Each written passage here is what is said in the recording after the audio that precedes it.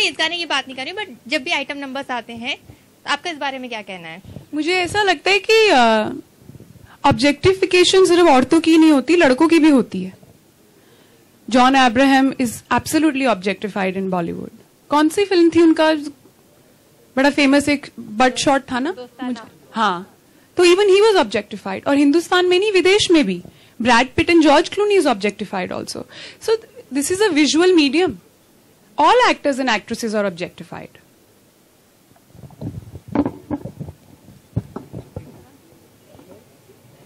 लेकिन सवाल ये है जो आपने मुझसे पूछा, ऑब्जेक्टिफिकेशन है, लेकिन हमारे ही समाज में ये सवाल औरतों को लेके क्यों उठते हैं? This we have to ask ourselves. और कहीं नहीं उठते. ये आइटम नंबर हीरोज भी तो करते हैं, उनको तो कोई कुछ नहीं कहता. मल्लिका, प्रियंका भी अब फिल्म कर रही हैं, मैडम जी. वो भी पॉलिटिशियंस पर ही आधारित है. Do you see the competition with her? क्या कंपटीशन? कहाँ का कंपटीशन? प्रियंका पीछे, आप आगे. मैडम जी और डर्टी पॉलिटिक्स दोनों एक ही रिंग में खड़ी हैं. Let the best win. Dirty politics का कोई कंपटीशन नहीं है और मैडम जी तो बिल्कुल भी नहीं है कंपटीशन. क्यों? ये मेरी सोच है, ये मुझे ऐसा लगता है. मैंने वो फिल्म देखी नहीं है, लेकिन मैंने डर्टी पॉलिटिक्स देखी और मुझे लगता है डर्टी पॉलिटिक्स एक बहुत ही अच्छी फिल्म बनी है. कितने करोड़ बना लेगी फिल्म? इसका जवाब मैं नहीं दे सकती. I am not a distributor, I am not a producer. तो मापदंड क्या रहेंगे? मतलब व्हाट विल बी? ये बुकाड़िया जी बताएंगे. भाई, वो जब खुद पे बात आती तो आप टाल देते हो. हाँ, मतलब जब कोई सवाल आप पर आता है तो but I don't know the answer. I don't know how much money the movie will make. मुझे नहीं मालूम. मैं कोई बनिया थोड़ी हूं जो बैठ के अपना, ये तो बनियों का काम है. तो फिर अकाउंटेंट्स का काम है. And I mean that in all respect. तो फिर यार्डस्टिक क्या रहेगा सक्सेस का? सक्सेस का यार्डस्टिक ये रहेगा that people who have put in money should not lose money, because every actor, director has this responsibility. And the other yardstick is that my fans should like it. They should not be disappointed. For me, these are the two yardsticks. And I am very happy with my own performance. I am very happy कि मुझे इतने अच्छे NSD actors के साथ काम करने का मौका मिला. That is my yardstick. All the best. Thank you.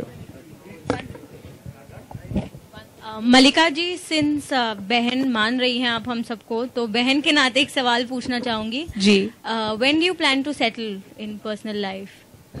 ये क्या सवाल पूछ लिया आपने? हम डर्टी पॉलिटिक्स की बात कर रहे हैं. हम चाहते हैं दीदी की शादी में डांस करें, तो करेंगे आप लोग. पर मुझे लगता है मेरी किस्मत में ना धक्के खाना ही लिखा है. What kind of a man are you looking for? मैंने इस बारे में सोचा ही नहीं. मुझे बुकाड़िया जी डर्टी पॉलिटिक्स की प्रमोशन से फुर्सत दें तो शायद मैं सोच लूं. कोई अपकमिंग प्रोजेक्ट्स आपके कुछ? जी, एक फूल बने अंगारे का रीमेक है.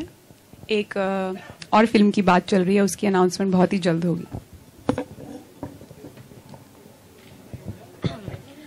हाय मल्लिका, रसप्रीत हियर फ्रॉम जी न्यूज. मुझे आपसे एक क्वेश्चन पूछना अच्छा है, अब मेरी बहनों की आवाज आ रही है, मुझ तक पहुंच रही है. हाँ, जैसे कि अभी कुछ ही टाइम में बजट आने वाला है, तो आपकी क्या उम्मीदें रहेंगी हमारे बजट से, हिंदुस्तान के बजट से? कि जो कॉमन मैन है, जो आम आदमी है, उसको वो बजट सूट करना चाहिए कि देश की उन्नति उसी से होगी. और कुछ ऐसे एग्जांपल आप बता सकती है, जैसे क्या कॉमन मैन की जरूरत है आपके हिसाब से? आई थिंक सबसे बड़ी जरूरत कॉमन मैन की है a corruption free government and education. There should be lot of attention paid to education. Okay. And जैसे कि उन्होंने कहा कि आजकल की मूवीज बिना सर पैर के होती, आपका क्या मानना है इस बारे में? देखिए, ये तो अपना अपना पर्सनल नजरिया है. मुझे कुछ मूवीज पसंद आती हैं, कुछ नहीं पसंद आती. आपको भी कुछ मूवीज पसंद आती हैं, कुछ नहीं पसंद आती. Okay, thank you. Last question. Mallika और बुकाड़िया साहब दोनों से एक रिएक्शन चाहिए था.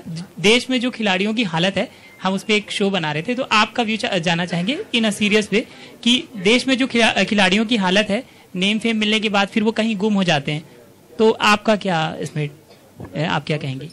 कौन से ग्राउंड के खिलाड़ी? सभी, मतलब नेशनल लेवल पे जो खिलाड़ी खेलते हैं, एक समय पर बहुत नेम फेम मिलता है, पैसा भी थोड़ा मिल जाता है, बाद में फिर वो खो जाते हैं, गुम हो जाते हैं. मतलब बीच में आप पीटी उषा को भी देखिए, उषा को भी देखिए, वो भी जब मिली थी तो मतलब उनके लिए भी कई विवाद हो गए थे. तो ऐसे और भी खिलाड़ी हैं जिनपे, तो एक जो आपका नॉर्मल व्यू हो कि मेरे ख्याल से गवर्नमेंट इनिशिएटिव बहुत जरूरी है कहीं भी स्पोर्ट्स के क्षेत्र में आगे आने के लिए.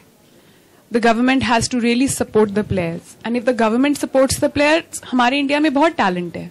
अभी हरियाणा से इतने रेस्लर्स और लड़कियां ओलंपिक्स में मेडल जीत के लाई हैं, लेकिन गवर्नमेंट सपोर्ट बहुत ज्यादा जरूरी है. अगर गवर्नमेंट सपोर्ट मिले, कोई नहीं रोक सकता. इतना टैलेंट है हमारे देश में. सर आप भी देखिए, मेरा जहां तक सोचना है ना, ये पॉलिटिक्स लफड़ा है हर जगह, चाहे खिलाड़ी हो चाहे पॉलिटिक्स मतलब कोई राजनीति से नहीं होता है. खिलाड़ियों में उनके सिलेक्शन में भाई भतीजावाद, वहां भी बहुत जबरदस्त डर्टी पॉलिटिक्स है. तो ये पहले आप ये पॉलिटिक्स के ऊपर से डर्टी हटेगा ना, चाहे वो राजनीति हो चाहे खिलाड़ी हो, तभी जाके सब क्लियरिटी होगी. अच्छे टैलेंट है वो आगे आ नहीं सकते, बिकॉज वहाँ भी बहुत बड़ी भारी पॉलिटिक्स होती है, ऐसा मेरा सोचना है. जो टैलेंटेड लोग होते हैं उन बेचारों का नंबर नहीं आता, और जो नहीं जानने वाले होते हैं ना, उनके किसी के मिनिस्टर दोस्त होते हैं, कहीं न कहीं सिफारिश होती है, तो इस वजह से उनका सिलेक्शन हो जाता है, और वहाँ जाके जो रियल टैलेंट इंडिया से बाहर निकलना चाहिए वो मुश्किल हो जाता है जरा. ऐसा मेरा सोचना है. Thank you sir. Thank you. खत्म करें, वो गाना दिखाऊं एक बार दूसरा वापस. चलो चलो.